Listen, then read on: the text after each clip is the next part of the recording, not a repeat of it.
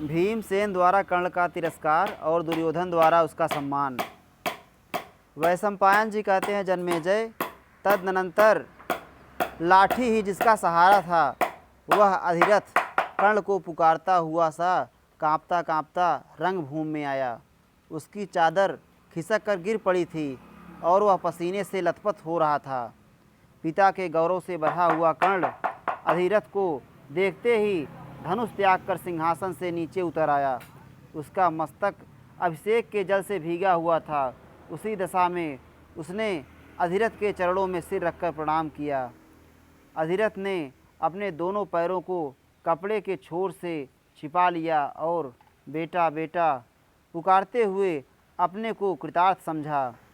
उसने स्नेह से विह्वल होकर कर्ण को हृदय से लगा लिया और अंग देश के राज्य पर अभिषेक होने से भीगे हुए उसके मस्तक को आंसुओं से पुनः अभिषिक्त कर दिया। अधिरथ को देखकर पांडुकुमार भीमसेन यह समझ गए कि कर्ण सूतपुत्र है। फिर तो वे हंसते हुए से बोले, अरे ओ सूतपुत्र, तू तो अर्जुन के हाथ से मरने योग्य भी नहीं है। तुझे तो शीघ्र ही चाबुक हाथ में लेना चाहिए, क्योंकि यही तेरे कुल के अनुरूप है। नराधम, जैसे यज्ञ में अग्नि के समीप रखे हुए पुरोडास को कुत्ता नहीं पा सकता, उसी प्रकार तू भी अंग देश का राज्य भोगने योग्य नहीं है। भीमसेन के यूँ कहने पर क्रोध के मारे कर्ण का होंठ कुछ कांपने लगा और उसने लंबी सांस लेकर आकाश मंडल में स्थित भगवान सूर्य की ओर देखा। इसी समय महाबली दुर्योधन कुपित हो मदोन्मत्त गजराज की भांति भ्रातृ समूह रूपी कमल वन से उछलकर बाहर निकल आया। उसने वहां खड़े हुए भयंकर कर्म करने वाले भीमसेन से कहा, ब्रिकोदर, तुम्हें ऐसी बात नहीं कहनी चाहिए। क्षत्रियों में ब्रिकोदर, हाँ, क्षत्रियों में बल की ही प्रधानता है। बलवान होने पर छत्रबंधु हीन क्षत्रिय से भी युद्ध करना चाहिए, अथवा मुझ क्षत्रिय का मित्र होने के कारण कर्ण के साथ तुम्हें युद्ध करना चाहिए। सूरवीरों और नदियों की उत्पत्ति के वास्तविक कारण को जान लेना बहुत कठिन है। जिसने संपूर्ण चराचर जगत को व्याप्त कर रखा है वह तेजस्वी अग्नि जल से प्रकट हुआ है। दानवों का संहार करने वाला वज्र महर्षि दधीच की हड्डियों से निर्मित हुआ है।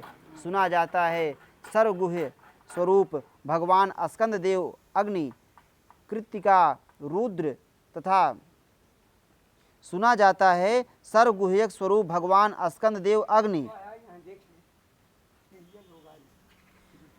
कृत्तिका, रुद्र तथा गंगा इन सबके पुत्र हैं।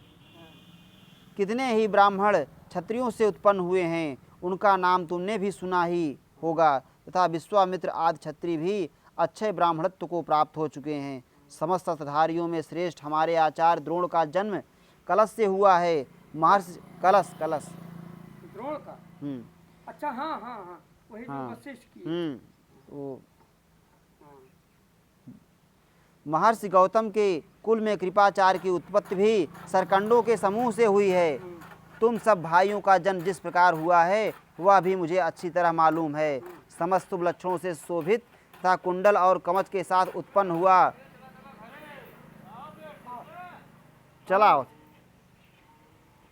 तुम सब भाइयों का जन्म जिस प्रकार हुआ है वह भी मुझे अच्छी तरह मालूम है।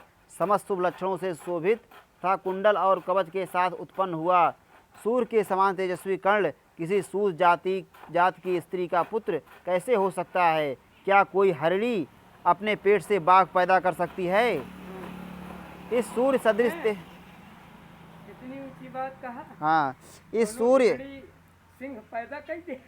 इस सूर्य सदृश तेजस्वी वीर को जो इस प्रकार क्षत्रियोचित गुणों से संपन्न तथा सम्रांगण को शोभित करने वाला है, कोई सूत जात का मनुष्य कैसे उत्पन्न कर सकता है? राजा कर्ण अपने इस बाहुबल से तथा मुझ जैसे आज्ञा पालक मित्र की सहायता से अंग देश का ही नहीं समूची पृथ्वी का राज्य पाने का अधिकारी है। जिस मनुष्य से मेरा यह बर्ताव नहीं सहा जाता हो वह रथ पर चढ़कर पैरों से अपने धनुष को नमावे, अपने साथ युद्ध के लिए तैयार हो जाए।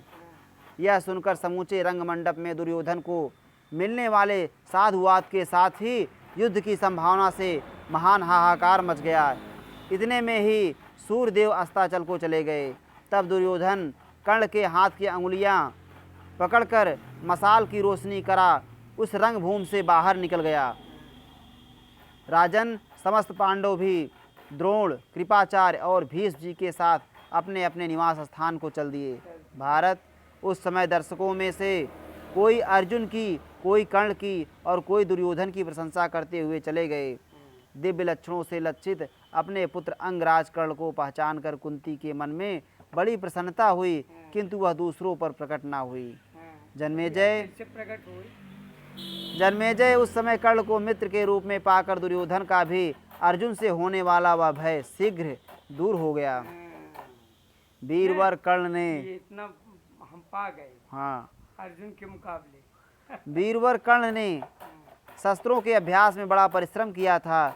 वह भी दुर्योधन के साथ परम स्नेह और सांत्वनापूर्ण बातें करने लगा। उस समय युधिष्ठिर को भी यह विश्वास हो गया कि इस पृथ्वी पर कर्ण के समान धनुर्धर कोई नहीं है।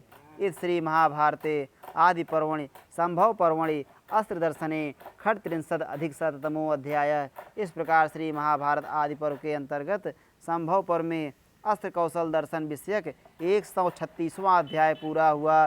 श्री राधा वल्लभ लाल की जय।